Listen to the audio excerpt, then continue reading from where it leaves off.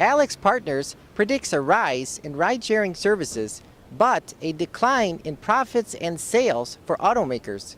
Find out more in their Global Automotive Report coming up next.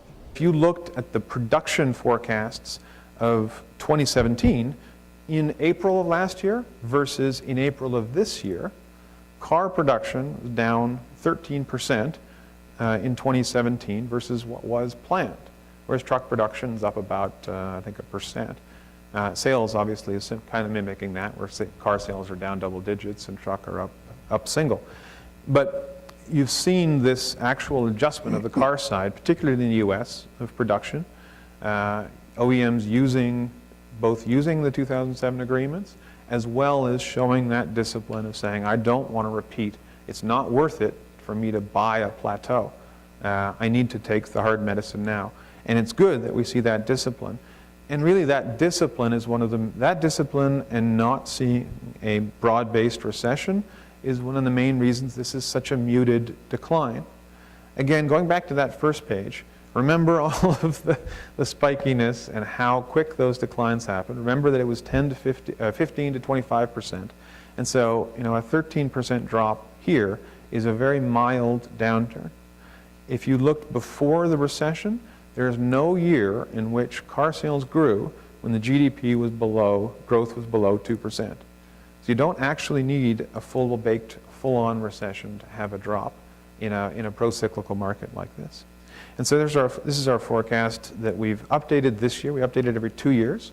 We don't do an update all the time because you have to make investments. Our clients make big investments. They're relying on a forecast being reliable for several years. And actually, even in the 2015 version of this, we were still at 15.2 in 2019.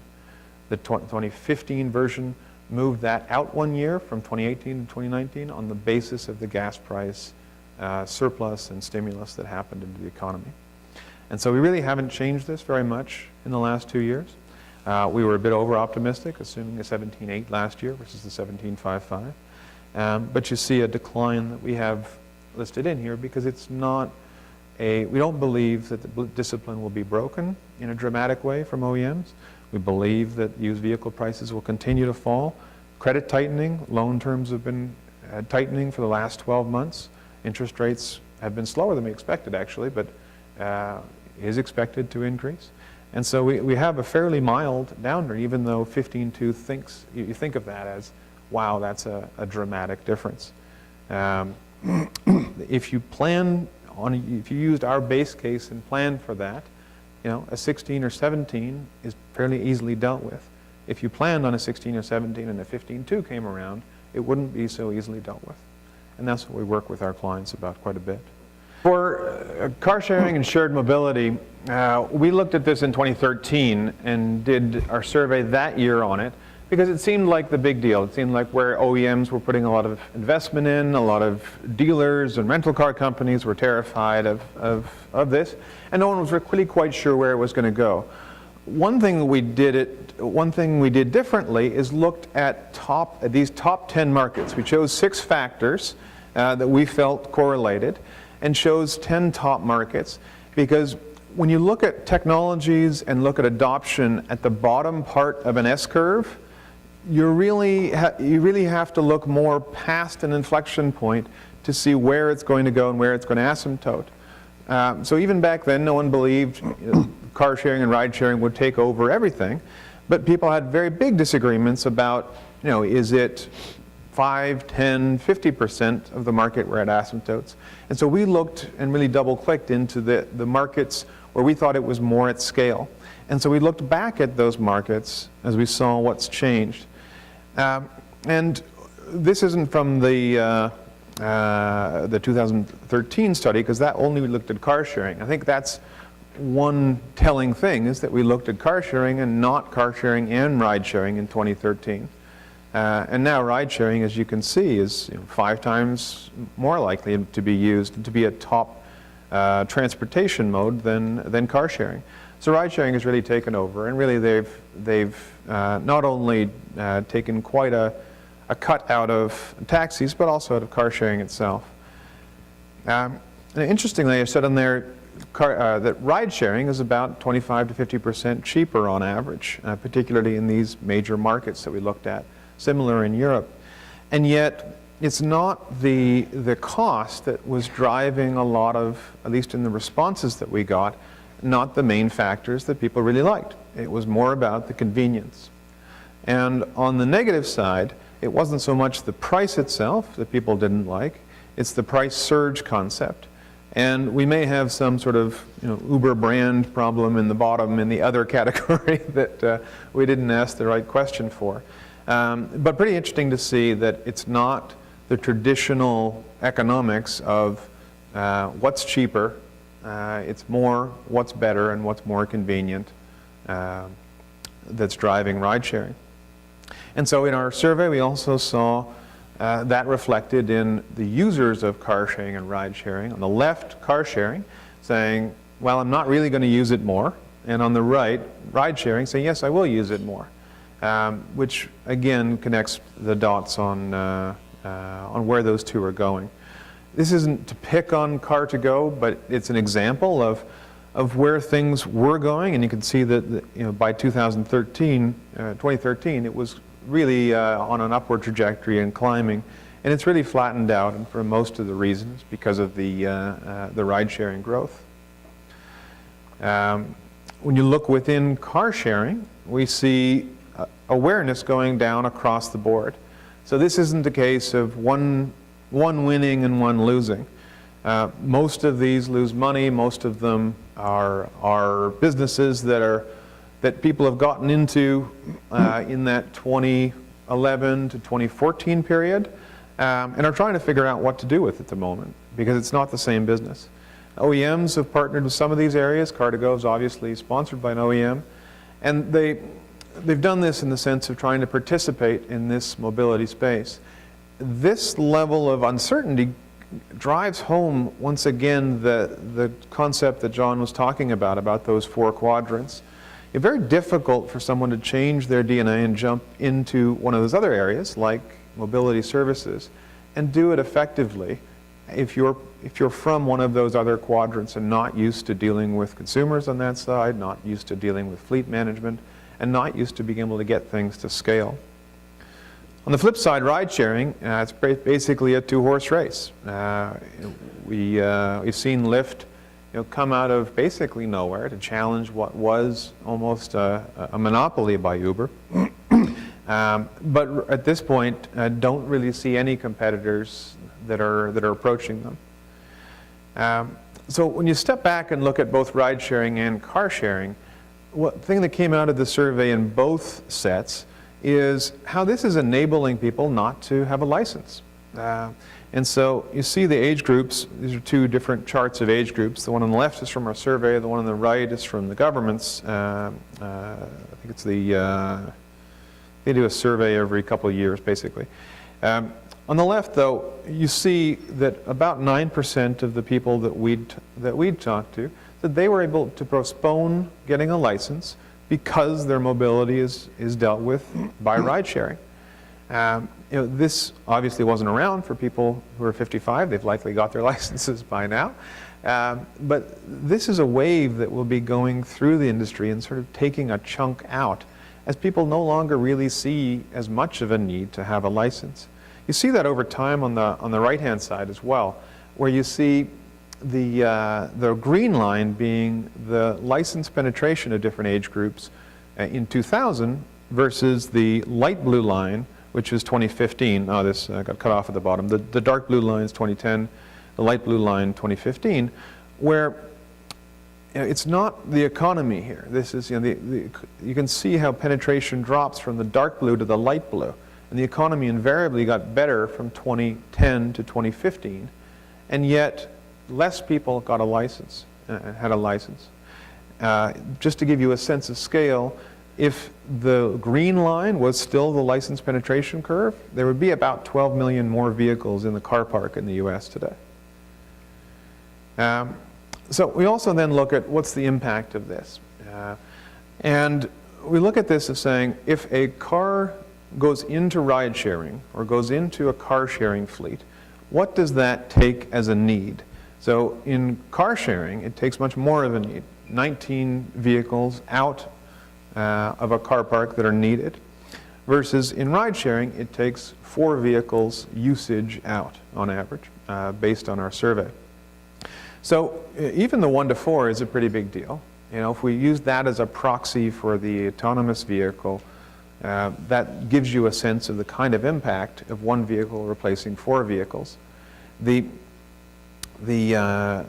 reason it's not a bigger number, like 1 to 9, if people always talk about this 96% of the time the car is parked, is because that's not the relevant stat. The relevant stat is how many cars are being used at the peak, because you obviously can't share a car at its peak.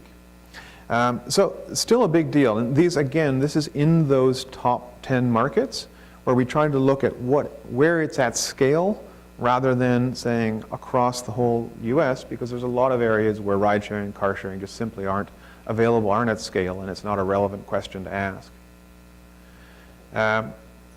Another thing that was a bit surprising to us was just how many people were against more regulations, and the regulations, even taxi level regulations on car sharing, or sorry, on ride sharing.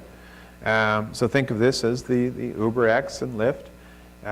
Not having to go through the licensing bureaus, not having to have insurance. 26% say they support less regulation for it. So people clearly aren't so worried about all these stories they've heard about problems. So that's a quick run through some of the survey. We've got more information on that if you'd like. We can talk about that. On to the last element of case, E for electrified. Now, here is one where the government really is driving the boat on this stuff.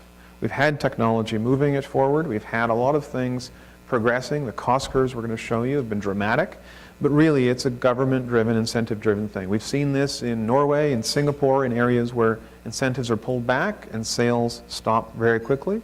And you're seeing this in China, where they went from an also-ran, where basically they had rules in there. They had the plug-in hybrid drives and the battery electric drives, but mostly it was driven by licensing.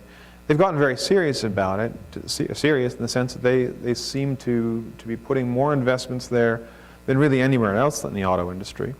And even their 350,000 units, if you counted the light commercial vehicles, would be 500,000 units. Whereas the US hasn't really seen new incentives come in, hasn't really seen new regulations come in, and have seen basically a fairly flat amount of plug-in and battery electric. This isn't including hybrids. When you look at, in the US, hybrids versus that line of battery electric and plug-in hybrid, the hybrid one clearly looks sensitive to gas prices. You know, in this period of time when it drops, in 2014, 2015, 2016, is a time when gas prices dramatically dropped. Whereas the plug-in line and the battery electric line certainly had a lot of new entrants, you know, about 30 new entrants in that period of time in the plug-in and battery electric versus 20 new entrants in the hybrid space. So more new entrants, but not dramatically more new entrants, and yet a nice, fairly steady curve up on the plug-in and battery side. So don't get lost in the discussion of hybrids being falling out of favor. There is a pretty steady upward trend, even in the US, on plug-in hybrids. As you can see, though, Europe and China really lead the way more. Now, the challenge, again, for an OEM is, okay, what do you do when you're going in to enter these and put a vehicle into place? And this is, again, where some of the institutional momentum takes over. And people say, okay, I'm going to build a car. How many do you think we'll sell? Let's get the sales guys to say what they think, the marketing guys, okay.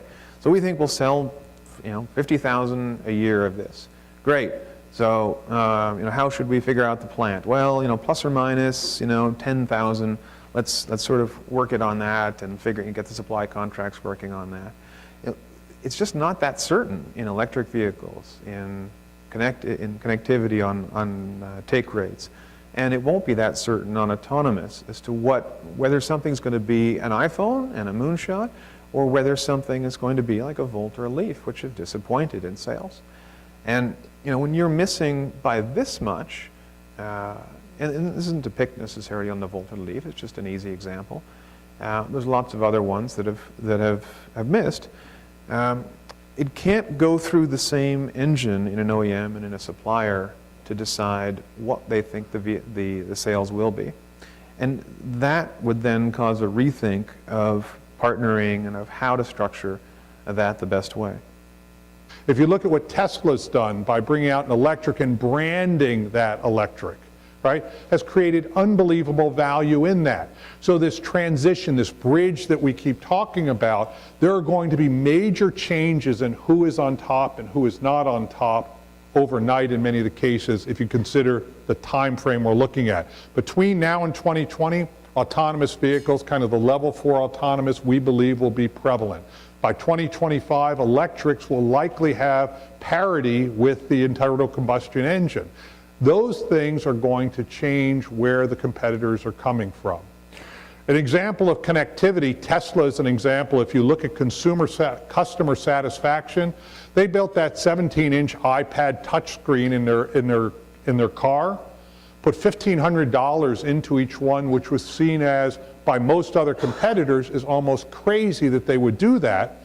But the satisfaction they had was double anybody else out there. They came out with that in 2012, and no one has been able to copy that in all of those years, or be even willingly copy it in that time frame, which is an eternity in this place.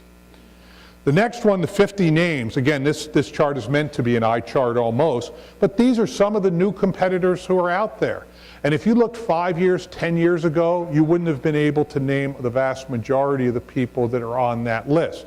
So you see these announcements that many of the OEMs are coming out with. We just bought into a partnership. We're putting $100 million here, $200 million there. We expect to put $1 billion in there. The number of people who will exceed in autonomous in the future, again, my view, is going to be a handful. So you're going to find 90% of the investments up in the top, where people are spending tens, hundreds of millions plus of dollars, will be completely thrown away. And by 2025, you're going to find that there's going to be a completely new way to basically create that'll take 1/10 of the cost of what it does today. Those sorts of economics that you see that are really going to drive buying behavior, are going to drive who takes the lead in these, are now being run by a completely different group than we've seen before. Consumer adoption tends to drive, as I talked about, in electrics, also on the autonomous vehicles. The cost of those in 17, somewhere around $15,000. By 2025, that number will probably go down to $3,200.